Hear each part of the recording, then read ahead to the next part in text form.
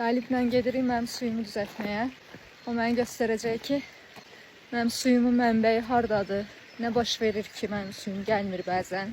Normalda qonşum Məmməd dayı düzəldir, sağ olsun. Amma Məmməd dayı evdə yoxdur, ona görə Qalib mənə kömək edəcək.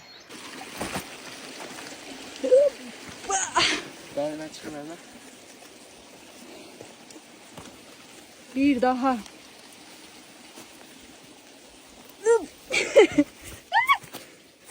Budur, buradan çıxır. Aşağı getir. Aa, kim gəlib, kim gəlib, kim gəlib? Gəl, gəl bura.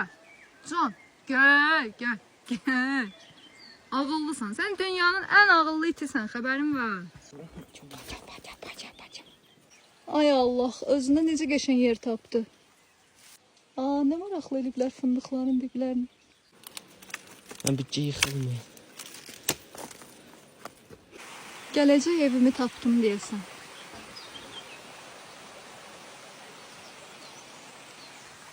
Təsəvvür edirsiniz burada yaşamadan. Suyun mənbəyini tapdıq. 2 kum dolubdur, ona görə sizdən. Möhtəşəmsən. Təşəkkür edirəm. Minnətdaram.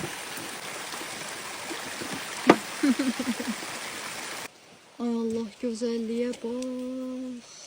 Qaça düşür.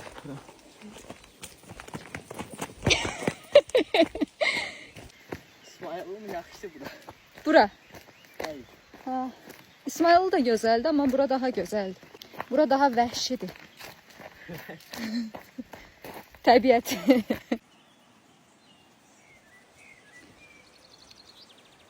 Evim. Güzel. Məlmə. Düz arxanızda nə var bilirsiniz? Başıq. Baxın. Turşəng. Onu.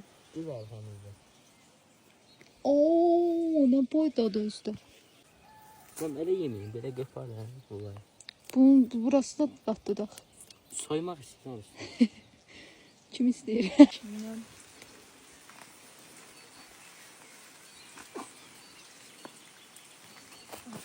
Sən də yerləşmişdim. Buyurun. Təşəkkür edirəm. Gəl.